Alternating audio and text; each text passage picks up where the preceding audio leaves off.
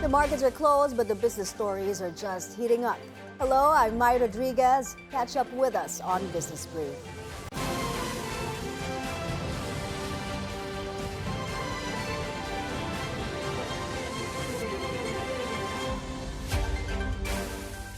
Asian shares trade lower following a pullback on Wall Street driven by sell-offs in big tech stocks. Only China's Shanghai Composite remains flat with a slight upward bias, while the rest of Asian markets are in the red.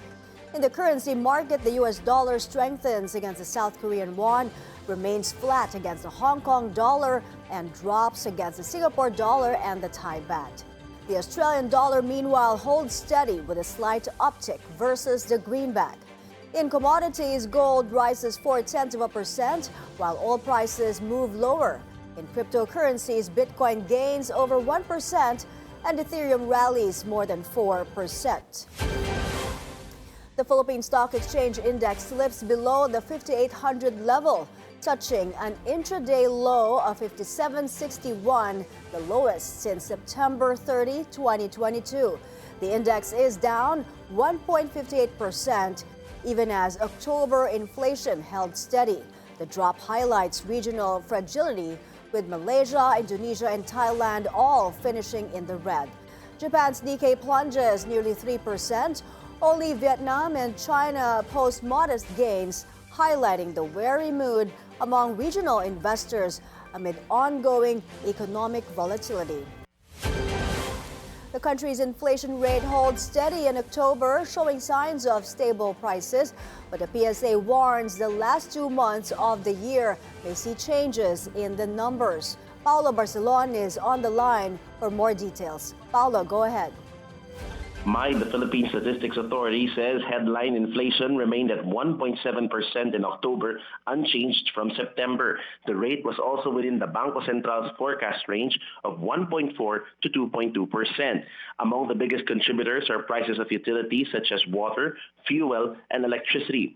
National statistician Dennis Mapa said food prices rose more slowly, with vegetables, meat, eggs, and dairy seeing smaller increases.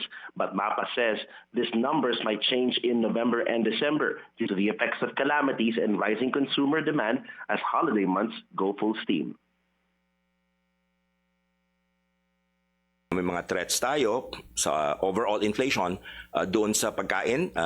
May mga tumataas tayo na items, yung presyo ng isda, yung presyo ng gulay. No?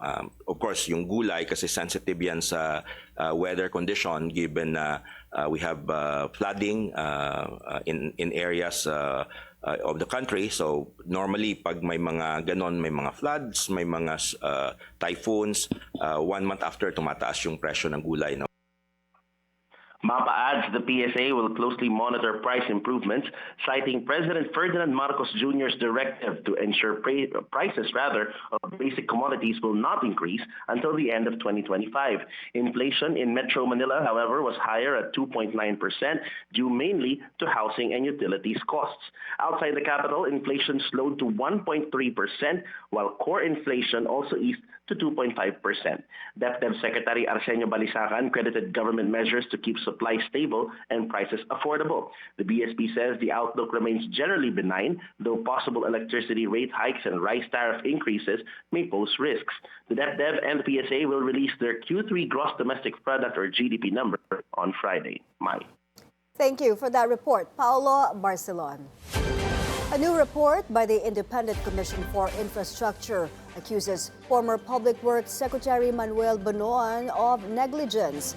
The ICI, in its third interim report to the Ombudsman, said the findings center on a 72.4 million peso ghost flood control project in Plaridel, Bulacan. The commission says the plunder of public funds happened right under his nose, citing Bonoan's failure to exercise diligence amounting to fraud. The ICI urged the Ombudsman to file charges of grave misconduct and gross dishonesty. Auditors found that no flood control structure was ever built despite full payment. Bonoan has not issued any comment. The Philippines climbs 5 spots to 56th in the 2025 World Digital Competitiveness Ranking by the IMBD World Competitiveness Center, its best performance in years.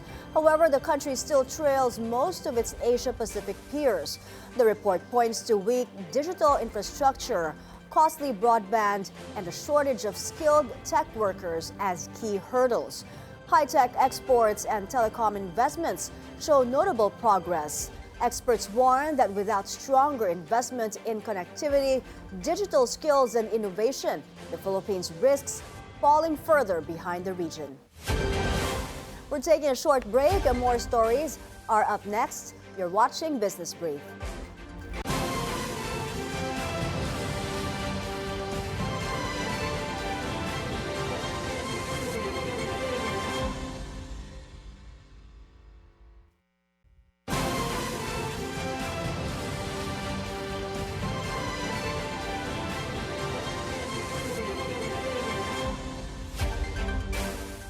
You're back on Business Brief. Monday, Nissan posts stronger earnings for the first 9 months of the year, reporting a 9.6% increase in net income to 6.7 billion pesos.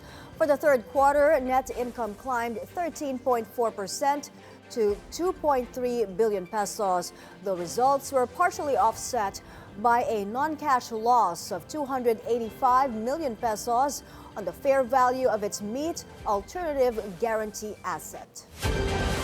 The Philippines is opening its internet market to new competition. Officials today signed the implementing rules for the Konektadong Pinoy Act, aimed at easing entry for new service providers. A key feature is the Dig Once policy, which allows fiber cables to be installed alongside public infrastructure projects, cutting costs and speeding deployment. Experts say the move could boost innovation, create jobs, and drive down prices for consumers. A big win for PH Green Energy abroad, as in Australia's Cebu solar project, a 29 billion peso, 520 megawatt direct current development has now reached full commercial operation, becoming the first solar generator in New South Wales, supported by a long-term energy service agreement. The project, developed ahead of the Central West Arana Renewable Energy Zone, is one of Australia's largest solar installations. As in Australia marked the milestone with an on-site ceremony attended by New South Wales Climate Minister Penny Sharp. Cebu Solar also sets new standards in sustainability, built for future battery storage and certified for full circularity under the Circular PV Alliance framework.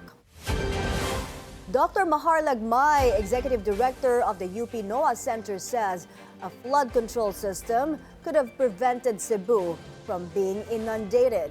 On BNC's At the Forefront, he said towns that were flooded during the onslaught of Typhoon Tino are located in plains based on the data shown in hazard maps.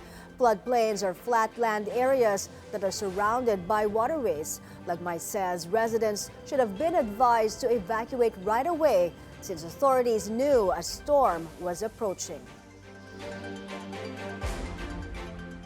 Dapat po ba nagkaroon ng mga flood control infrastructure that could have prevented the scale of flooding that Cebu experienced? There could have been infrastructure like dikes, but those dikes should be the last resort. First, you exhaust all possibilities, all nature-based solutions like reforestation, the retention basins, these parks, open parks, planting of trees, even in the city, that reduces the amount of water. Once we exhaust all of those possibilities, there's what we call as the residual risk. That's when you intervene with the concrete infrastructure. Stronger demand and stable exports are lifting one of the country's biggest manufacturers. DNL Industries reports a net income of 1.95 billion pesos for the first 9 months of 2025. The company says this marks an 8% increase compared to the same period last year. In the third quarter alone, net income rose 12% to 554 million. The growth was driven by strong volume performance despite record-high coconut oil prices. STI Education Systems Holdings Incorporation reports a net income of 2.22 billion pesos for the fiscal year ended June 30, up 38% from 1.61 billion pesos last year. The company, which operates the country's largest network of private schools, attributed the strong performance to record high enrollment levels. STI says enrollment reached an all-time high for the period. We're taking another breather, a look at how Philippine shares did today when we return. Stay tuned.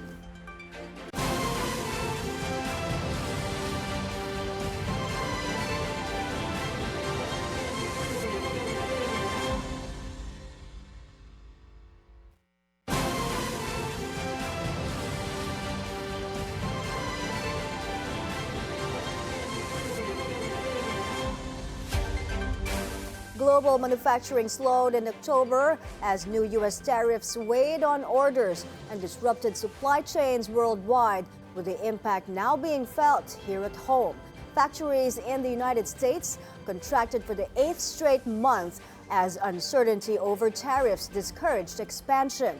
Europe's factories also stagnated, led by Germany, France, and Italy, while Spain grew modestly on strong domestic demand. In Asia, exports from China and South Korea fell, even as India expanded production on local consumption. For the Philippines, the slowdown means softer demand for electronics and manufacturing exports, possibly dragging on growth and jobs through the remaining months of the year. White House Press Secretary Caroline Leavitt is confident in the administration's legal position on President Donald Trump's tariff policies. She stressed the tariffs are essential for national security and economic leverage. The U.S. Supreme Court is set to review the legality of these measures this week, tariffs that impose costs on foreign imports and serve as a pillar of Trump's economic strategy.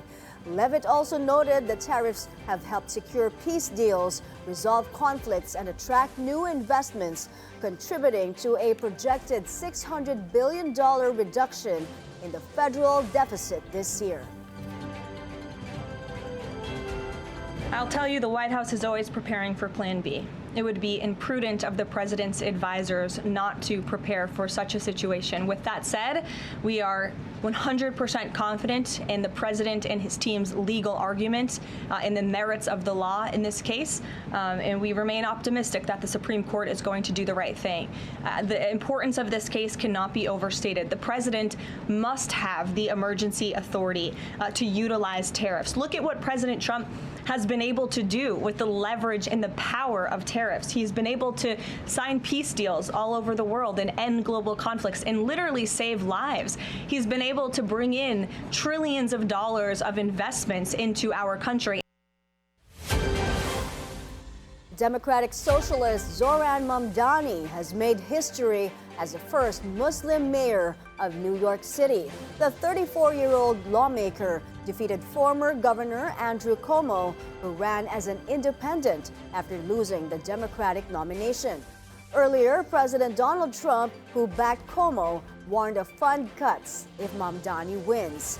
Mamdani's victory marks a major moment for progressives within the party, with his campaign focusing on rent freezes and free public transport. The strong Democratic turnout offered a morale boost for the party ahead of the 2026 midterm elections, as voter participation hit record highs in several states. Philippine shares return in negative territory, 1.7%. The PSEi closed 0.1% lower at 58.18, making it the worst or fourth worst performer in Asia. All the sectoral indices ended in the red, with mining and oil falling the most at more than 3%. Decliners outnumbered advancers 137 to 53, with value turnover at 4.7 billion pesos. Majority of the day's most active stocks ended in the red, with BPI falling the most at 3%. In the currency market, the peso is currently trading at 58.72 against the US dollar, weaker from the previous close of 58.52.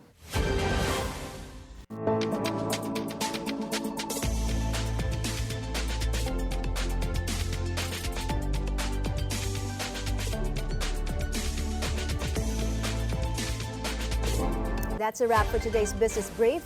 I'm Mai Rodriguez. Join us again tomorrow as we bring the stories that help you plan your next big, bold moves in business.